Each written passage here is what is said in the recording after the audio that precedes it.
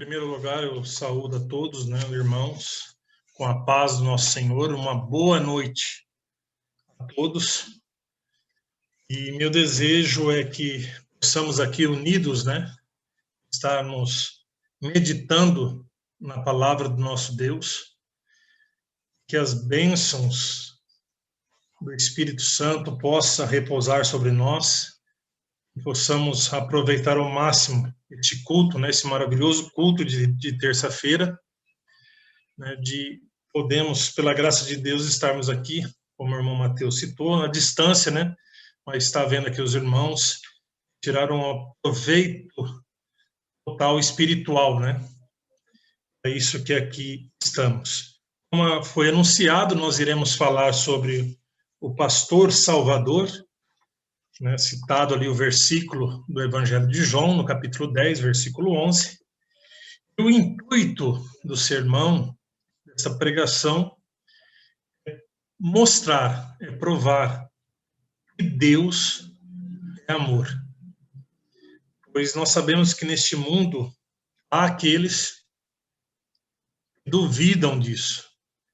Nós encontramos, já tivemos experiências, encontrar pessoas e pessoas dizerem que não, que Deus não é amor, que Deus não é bondade, né? E tentam, através das dificuldades, né, dos juízos que caem nessa terra, culpar a Deus, né? Dizendo, olha, mas criança nasce assim, né?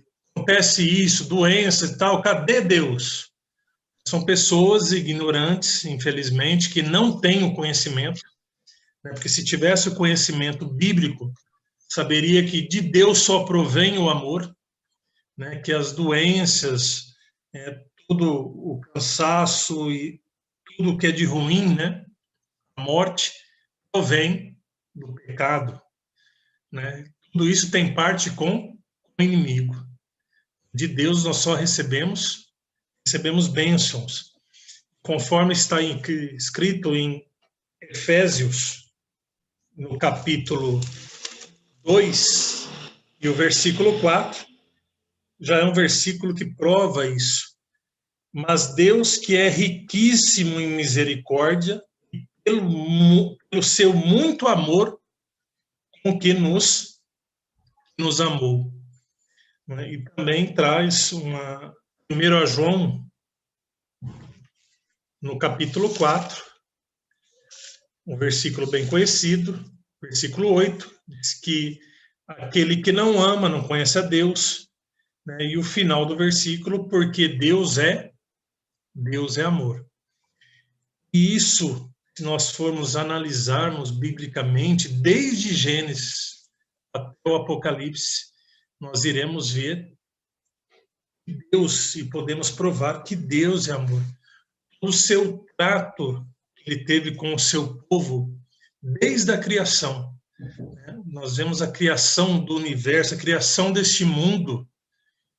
Deus proveu ao homem, né, tirando o homem ali do pó da terra, tudo que ele necessitava. Uma demonstração de amor. Nós pegamos o capítulo 1, capítulo 2, nós vemos ali a bondade de Deus para com o início da raça humana, com o primeiro casal. E mesmo na queda, mesmo no erro, né, naquele momento em que Adão e Eva erraram ali, no capítulo 3, Deus demonstra o seu amor, né, porque nós sabemos que ali a condenação era correta, a condenação de morte. Eles deveriam, naquele momento, morrer, mas Deus, no seu infinito amor, proveu o resgate para a raça humana, na verdade, o casal e a raça humana. Versículo 21, aqui depois que Deus conversou com o homem, né? E fez o Senhor Deus a Adão e a sua mulher túnicas de peles e os vestiu. ou seja, né, o cordeiro morto na fundação, que representava Cristo, ligava Cristo à figura, né, morto por amor do casal.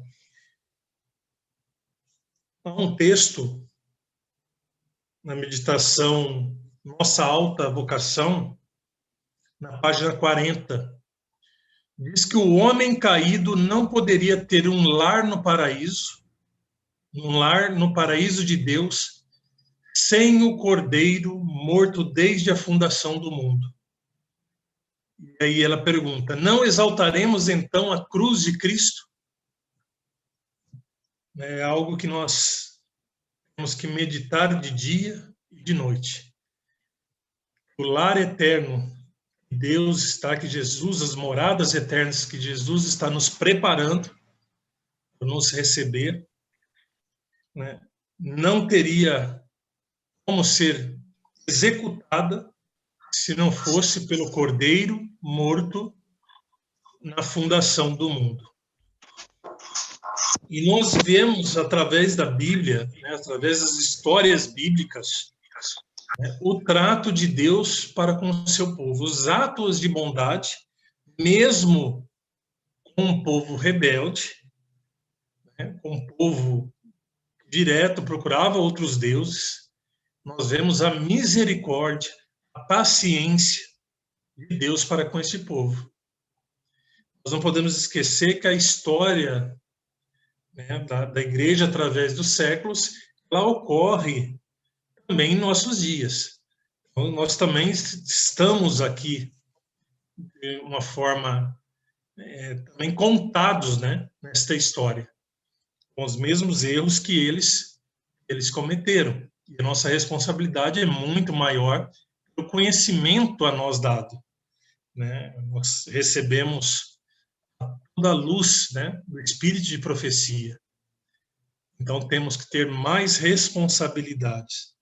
Mas nós vemos ali o trato de Deus com Noé e sua família, né, cuidando como um pastor, que nada de mal ocorresse. Depois nós vemos com Abraão, Isaac, Jacó, né, com as 12 tribos, né, a libertação ali no Êxodo, né, do povo do Egito, né, durante 40 anos, alimentando, protegendo, né, o povo no deserto. Maravilhoso o trato de Deus. Os Salmos, no capítulo 68, e os versículos 5 a 10, diz assim: Pai de órfãos, juiz de viúvas, é Deus no seu lugar santo. Deus faz que o solitário viva em família, liberta aqueles que estão presos em grilhões, mas os rebeldes habitam em terra seca. Ó Deus, quando saías diante do teu povo, quando caminhavas pelo deserto, a terra abalava-se e os céus desfilavam-se perante a face de Deus. O próprio Sinai temeu a presença de Deus, do Deus de Israel. Ó Deus, mandaste chuva em abundância e confortaste a tua herança quando estava cansado. Nela habitava o teu rebanho. Ó Deus, proveste o pobre da tua bondade. Nós vemos aqui, né, esses versículos do Salmo 68 são maravilhosos, garantias, são promessas, né, de que Deus é amor, né, de que Deus cuida, né, como está escrito aqui, né? Nela habita o teu rebanho, né, o pastor salvador, né, aquele que pode sim libertar, né, dos grilhões, né, os presos, né, que nós escutamos, não, mas em muitos casos, não, mas a pessoa não tem jeito, né, para os homens, mas para Deus nada é impossível. Esse é o Deus que nós servimos, essa é a garantia que nós temos que ter. Mesmo com o nosso conhecimento, servir a Deus quando tudo vai bem é fácil. Na abundância de fartura, de alimentos, trabalho, a saúde perfeita. Mas e quando vêm as dificuldades? Então, há a história de grandes homens que sim, no caso de Elias, que entrou ali numa depressão, devido ao fato de não confiar na mão do Senhor. Então, estamos sim sujeitos. Por isso que nós temos que sempre estar analisando, meditando, principalmente na cruz do Calvário, que é o que nos dá força.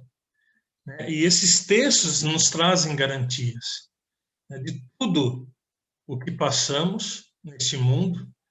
Deus nos tem sustentado, nos protegido. E isto é maravilhoso, servir a este Deus. Um texto de Atos dos Apóstolos, na página 294. O cuidado de Deus por sua herança é incessante. Ele não permite que sobrevenha a seus filhos nenhuma aflição que não seja essencial ao seu bem presente eterno. Deseja purificar sua igreja, da mesma maneira como Cristo purificou o templo durante o seu ministério terrestre. Tudo quanto ele faz recair sobre o seu povo, como provas, vem para que se alcance a mais profunda piedade e maior força para levar avante os triunfos da cruz. Então, quando nós estamos passando por uma dificuldade, nós temos que ter esta confiança, que esta prova nada mais é para nos fortalecermos, para levar adiante essa guerra, esse grande conflito que há aí entre o bem e o mal. E avante os triunfos da cruz. Vamos falar então sobre o bom pastor. Isaías faz um versículo maravilhoso no capítulo 40, Isaías no capítulo 40, e o versículo 11. Diz que como o pastor apacentará o seu rebanho entre os braços, recolherá os cordeirinhos e os levará no seu regaço. E as amamentam, e ele as guiará mansamente. Então, o bom pastor tendo todo o trato com suas ovelhas, que somos nós. Ezequiel também traz uma referência sobre o bom pastor. Ezequiel, no capítulo 34, inicialmente o versículo 23. Levantarei sobre elas um só pastor, e eles as apacentará. E o meu servo Davi é que as de apacentar, e lhes servirá de pastor. Depois o versículo 16 diz que a perdida buscarei, e a desgarrada tornarei a trazer. E a quebrada ligarei, e a enferma fortalecerei. Um versículo maravilhoso. E depois o 25 diz que farei com elas um concerto de paz e acabarei com a besta ruim da terra. E habitarão no deserto, seguramente dormirão nos bosques. A referência na vida de Jesus, no livro Vida de Jesus, na página 55, diz assim, que Jesus deveria deixar os discípulos em breve, antes da sua ascensão. E disse isso para confortá-los. Quando não mais estivesse entre eles, deveriam lembrar de suas palavras, sempre que vissem um pastor cuidando de seu rebanho. Haveriam de lembrar do seu amor e cuidado por eles. Naquele país, o pastor cuidava de seu rebanho de dia e noite. Durante o dia, guiava as verdes e agradáveis pastagens, as margens do rio através das colinas rochosas e florestas. À noite, vigiava, guardando do ataque de animais selvagens, de ladrões que sempre rodeavam por perto. Com ternura, cuidava das ovelhas fracas e doentes. Tomava os cordeirinhos em seus braços e levava-os no colo. Aqui, esse texto de vida de Jesus é comentando sobre o capítulo 10 do Evangelho de João, que Jesus se auto-intitula, o bom pastor. Na meditação deste ano, meditação acima de todo nome, nós temos aqui uma referência sobre o pastor Salvador, que foi a de sábado, 19 de março. Diz aqui que as minhas ovelhas ouvem a minha voz e eu as conheço, e elas me seguem, João 10, 27. Quero ler algum trecho para os irmãos. Diz que assim como o pastor terrestre conhece as ovelhas, o divino pastor conhece o seu rebanho, espalhado por todo o mundo. Vocês são as minhas ovelhas, ovelhas do meu pasto. Vocês são o meu povo, e eu sou o seu Deus. Jesus afirma: eu os chamei pelo seu nome, e você é meu. Eu gravei vocês nas palmas das minhas mãos. Diz que Jesus nos conhece individualmente, se comove pelas nossas fraquezas, conhece a cada um de nós pelo nome, sabe a casa em que moramos, o nome de cada um dos moradores.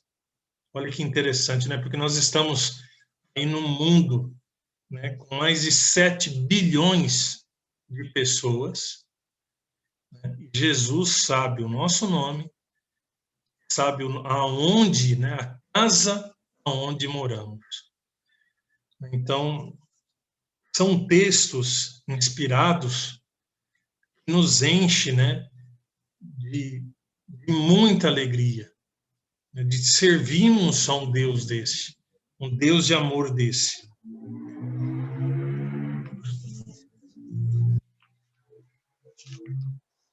E para a conclusão, dessa obra de amor, é que nós lemos aqui o Evangelho de João, é o versículo que nós lemos, para a base de nossa oração, que Jesus diz: eu sou o bom pastor. E a segunda parte do versículo, que é a coroação de Jesus, do seu ato, do plano da redenção. Diz: o bom pastor dá a vida por suas ovelhas. Aqui demonstra o plano da redenção, que Jesus, pagou por nós na cruz do Calvário. No texto A Vida de Jesus, no livro Vida de Jesus, na página 58, as suas próprias palavras deveriam cumprir-se. O bom pastor dá a vida pelas suas ovelhas. Certamente ele tomou sobre si as nossas enfermidades, as nossas dores levou sobre si. Ele foi transpassado pelas nossas transgressões, moído pelas nossas iniquidades. O castigo que nos traz a paz estava sobre ele, e sobre as suas pisaduras fomos sarados. Todos nós andávamos desgarrados como ovelhas. Cada um se desviava pelo caminho, mas o Senhor fez cair sobre ele a iniquidade de de todos nós. Então, toda pessoa que ela tiver a oportunidade de analisar as Escrituras, né, de ler a Bíblia, ela vai, do Gênesis ao Apocalipse, descobrir, né, que a essência de Deus é o amor. O amor ali superou tudo, né? Um Deus poderoso, onipotente, onisciente, onipresente, né? Se desfez para vir a este mundo, viver aqui mais de 30 anos, sofrer o que sofreu, né? Vivendo aqui, praticando atos de bondade para com o ser humano e, por fim, né, receber aquele castigo doloroso, né, que Jesus sofreu, né, toda a maldade ali em cima dele, a morte de cruz. Uma demonstração maior do que essa nunca existirá. Que Jesus pagou ali na cruz. E com isso nós conseguimos concluir o quê? As últimas palavras do livro do Grande Conflito. O livro do Grande Conflito é maravilhoso, de capa a capa. Mas as últimas letras, palavras ali escritas são, assim, nós percebemos que aquilo ali é inspirado mesmo, não tem como uma mente humana escrever isso. Aquilo ali proveu do trono de Deus. O Grande Conflito, na página 678. É a conclusão que todos chegam quando têm o conhecimento de Deus, quando buscam conhecer a Deus. Diz aqui que o grande conflito terminou. Pecado e pecadores não existem, não mais existem. O universo inteiro está purificado. Uma única palmitação de harmonioso júbilo vibra por toda a vasta criação. Daquele que tudo criou, emanam vida, luz, alegria por todos os domínios do espaço infinito. Desde o minúsculo átomo até o maior dos mundos, todas as coisas animadas e inanimadas, em sua serena beleza e perfeito gozo, declaram que Deus é amor. Então, glória a Deus, né? Nós temos que sentir uma felicidade muito grande de podermos ser contados, né, como um povo de Deus, de sermos chamados por Ele de filhos, né? E conforme o hino que foi colocado, né, do pastor amado, é meu desejo que ali exprimido, que todos sejam um em ti, né? Isso que nós necessitamos. Nós sejamos um, que toda a igreja seja um em Deus, em Cristo Jesus. É meu desejo e oração nessa noite, que possamos, né, sempre ter a confiança, não importa do que iremos passar, sabemos que iremos passar por crises aí para frente, mas ter essa esperança e, principalmente, levar essa esperança, né, a este mundo que podemos dizer, esse mundo enfermo, né, está. Que Deus possa nos abençoar nessa noite e que a paz do nosso Senhor esteja com cada um. Amém.